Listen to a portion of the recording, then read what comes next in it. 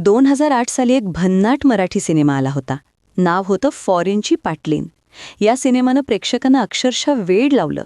आणि गंमत म्हणजे रिलीजला 17 वर्ष झाली तरीही त्याची क्रेज आजही तितकीच जबरदस्त आहे.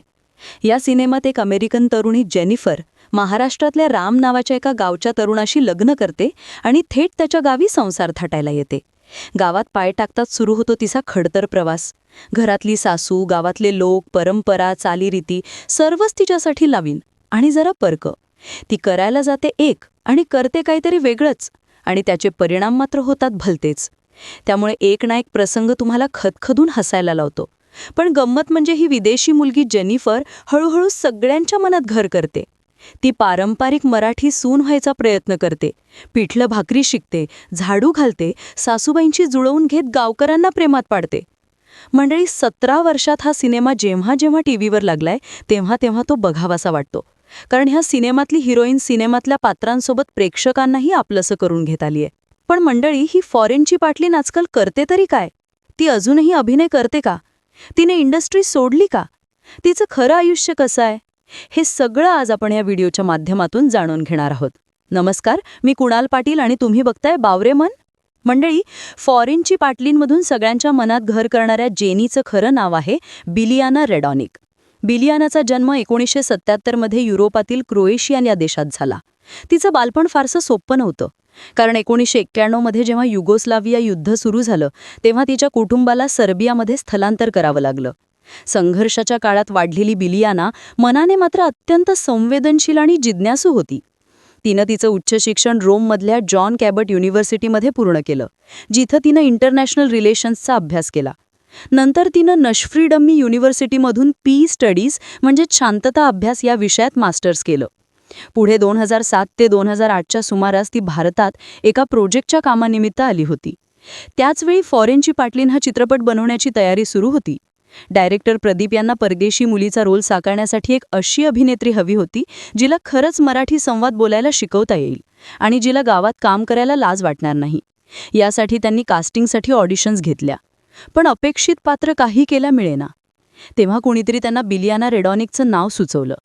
तिचं व्यक्तिमत्व, उंची, चेहरा आणि शांत समजूतदार स्वभाव बघून डायरेक्टरांनी तिला स्क्रिप्ट वाचायला दिली.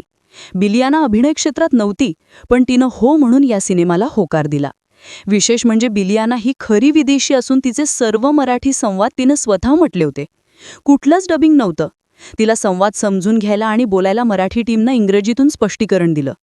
तिनं अभ्यास करून ते आत्मसात केलं आणि मराठी प्रेक्षकांच्या काळजात घर केलं. पुढे जेव्हा फॉरेनची पाटलीन चित्रपट प्रदर्शित झाला तेव्हा तो तुफान हिट ठरला. प्रेक्षकांना तिचं मराठीत बोलणं, साधेपणा आणि हावभाव इतके आवडले की तिला खरीच मराठी सून समजायला लागले होते. पुढे जाऊन बिलियाना फॉरेनची पाटलीनंतर अभिनयातून मागे झाली. तिला प्रसिद्धीची हाव नव्हती. तिचं म्हणणं होतं की मी हे एक अनुभव म्हणून केलं आणि माझ्या हृदयात हा सिनेमा आणि मराठी संस्कृतीसाठी कायमचा प्रेमळ कोपरा निर्माण झालाय. आणि त्यानंतर ती पुन्हा तिच्या आध्यात्मिक आणि सामाजिक सेवेत रमली.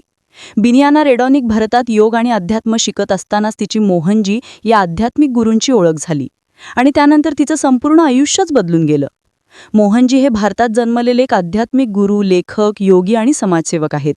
बिलियाना आणि मोहनजी यांचे विचार, तत्त्व आणि जीवनाकडे बघण्याचा दृष्टिकोन खूपच मिळताजुळता होता.